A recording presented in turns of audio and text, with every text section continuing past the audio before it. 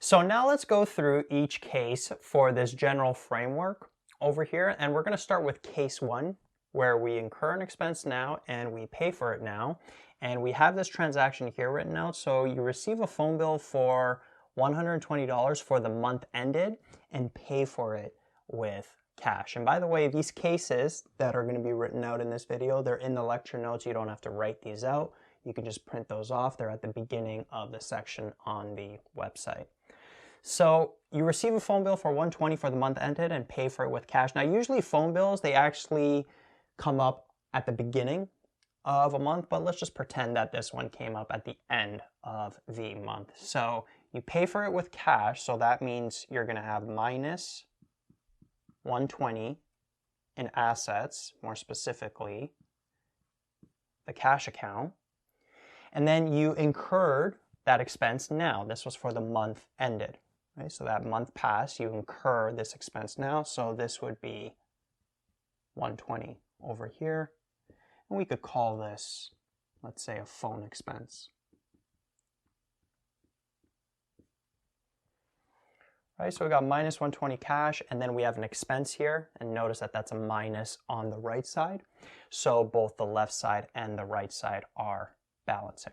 Now moving on to case 2, it's actually split up into 2 transactions, and case 2 is when you incur an expense now, and then you're going to pay for it in the future. So notice on September 30th, you pay $30 to a website provider for the month of September using a credit card. So what happens in this case is you incurred the expense now, it's September 30th, and you pay for the month of September to this website provider. So that would be plus 30 over here. And then we can call this, there's a bunch of things you call it, or maybe a hosting expense. I'll call it just in general, let's call it a website expense. Maybe an internet expense. I'll call it a website expense. Now you paid for it with a credit card. So that means that you didn't use any assets to pay for it. You didn't use cash. You paid for it with a credit card. And so that means that you're going to have a plus 30 in liabilities. And that's going to be the accounts payable. Could also be an account called credit card debt. It's just in previous examples when we paid with a credit card, we use accounts payable. So I'm going to use it here as well. So this transaction over here, if we circle it, this transaction here is September 30th. And then what's going to happen is you're going to pay in the future. So we go to October 10th. Actually, let me put that on more to the side here.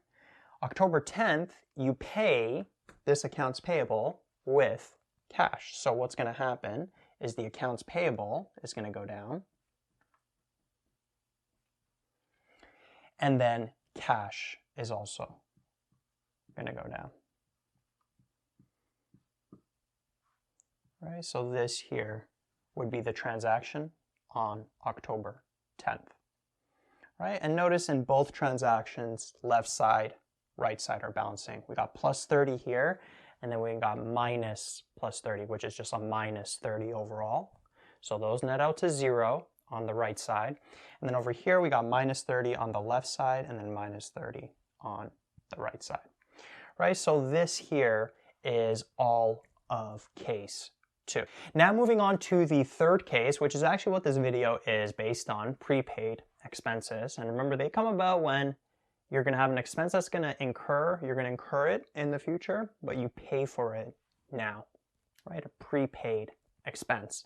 And because this video is based on prepaid expenses, I'm actually going to go over a couple of examples for case 3. So starting with this first one, we'll call it case 3A. You prepay 3 months of rent on March 1st for $4,500, and then you record rent expenses at the end of each month. So this is a pretty popular type of prepaid expense transaction that comes up, prepaid rent.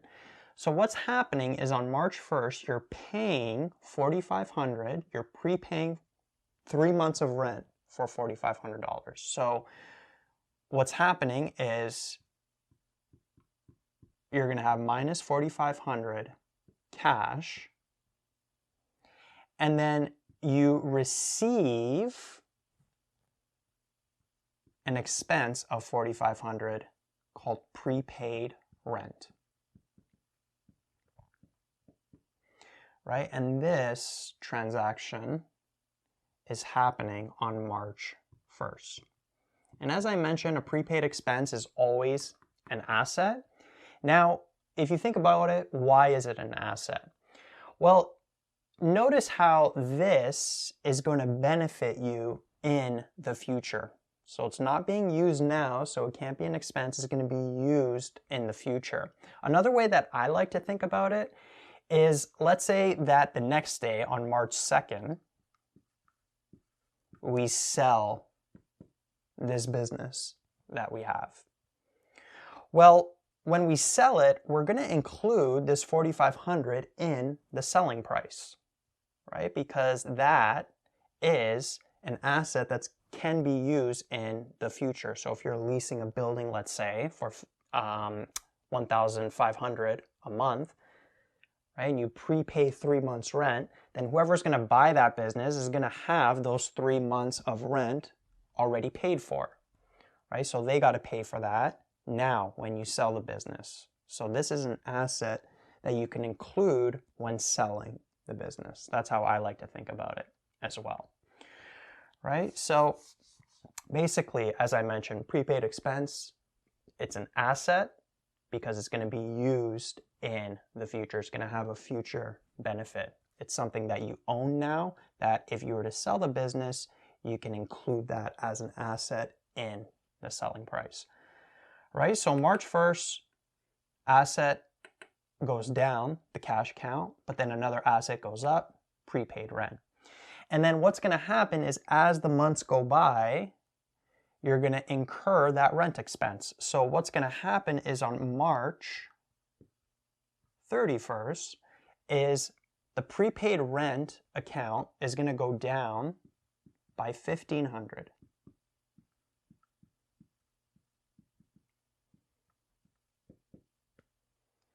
And then you're going to incur that expense, and we'll call it a rent expense.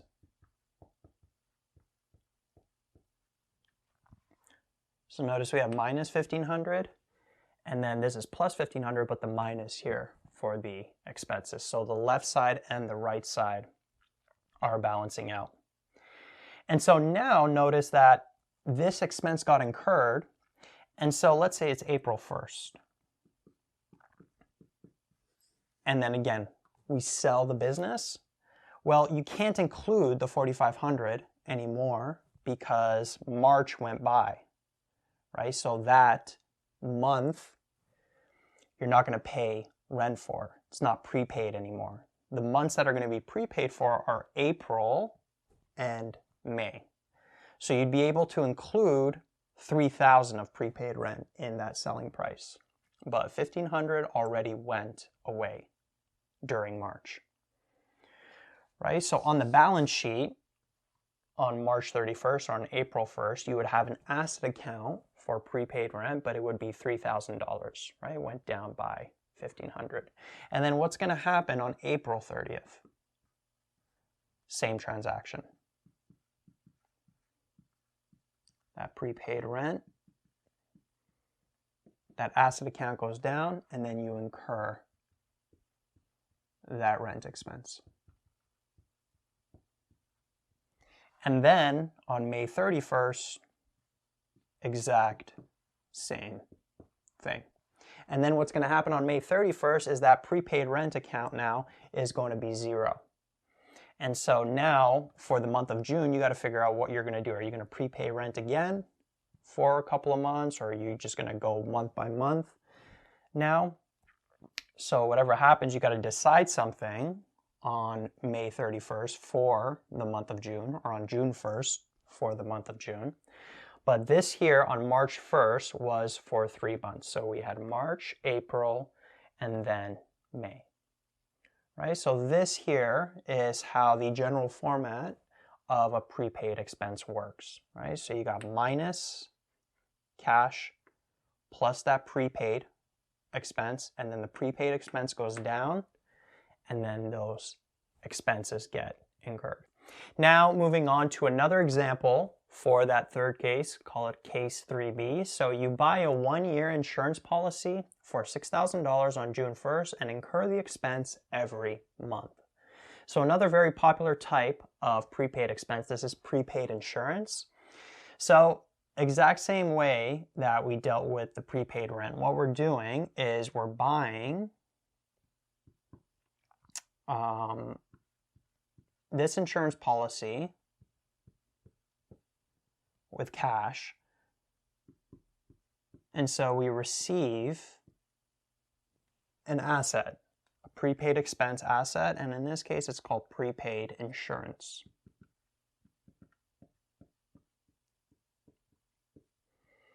Right, so this would be the transaction. When was this? On June 1st. And then what happens is you are incurring this expense every month. Now, it doesn't necessarily have to be every month. It could be maybe every quarter year. So that would be every 3 months. So then you would incur like the expense incurred would be $1,500, $1,500, $1,500, $1,500. But the fact that it's every month now means that this $6,000 is for a full year. So if you divide it by 12 months, that means the expense is $500 per month. And so what would happen is a month goes by, so we're at June 30th, and then you incur $500 of that insurance expense. So that prepaid insurance would go down by $500.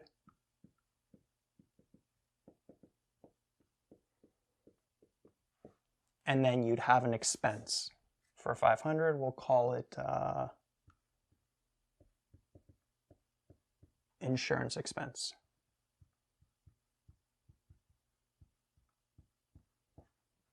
Like that. And so this would happen every month. So then you'd have, for the month of July, you'd have on July 31st, again, that prepaid insurance would go down by $500, and you would incur that insurance expense for the month of July. And you'd basically have this transaction at the end of each month for 12 months, up until this prepaid insurance account on the balance sheet, that asset account would be zero, and then you'd have to buy another insurance policy, right? So exact same sort of pattern, right? You have an asset, prepaid expense, and then that asset account over time, depending on when you're incurring the expense, it's going down, and then you're incurring that expense, and then that is flowing on to the income statement. And then the final example of case 3 we'll go over. It's actually 4 transactions, case 3C, and then these transactions are similar to transactions we've already covered in previous examples. So let's go through them one by one. So on September 2nd, you purchased 500 flyers for $120. So what's going to happen is cash goes down by $120, and then you get these flyers. That's going to be an asset. They haven't been used yet. They're going to be used when they get distributed. So at this point, when you first purchase the 500 flyers, it's an asset. They're going to be used in the future. And so that's a prepaid expense. And we could call it prepaid advertising. You could also put flyers maybe here. We'll call it prepaid advertising. So this here, this transaction would be September 2nd. September 4th, you purchase $400 worth of supplies. So your cash is going to go down by $400. And then you get $400 worth of supplies. At this point, they're not being used yet. They're going to be used in the future. So supplies is an asset.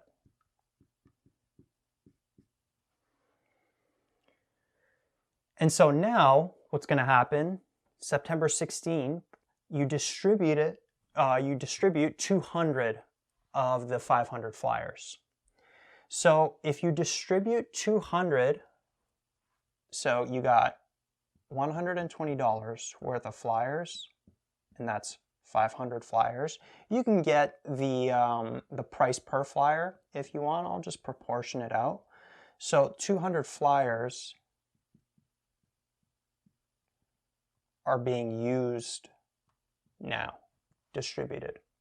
So that would be the expense that's incurred. 200 of 500 is 40%, 0.4. You can multiply that by 120 and you'd get $48.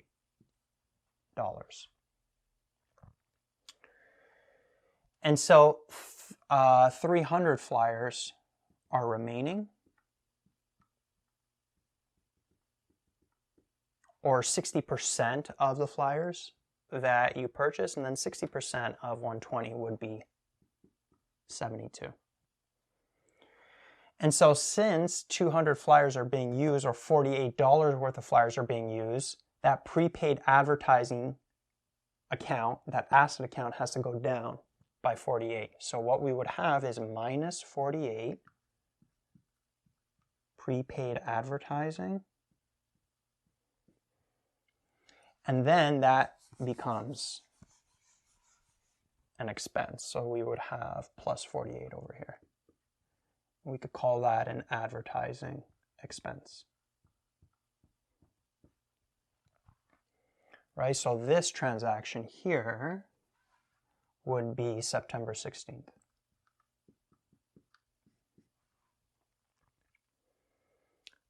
Right, so same exact pattern as you can see with all of these different examples for case 3. And then September 30th, what happens is 30% of the supplies are left. So you purchase $400 of supplies, 30% are left, which means what?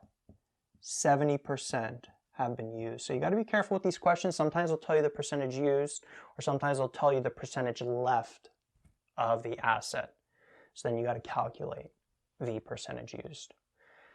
So 30% are left. 30% of 400 is 120.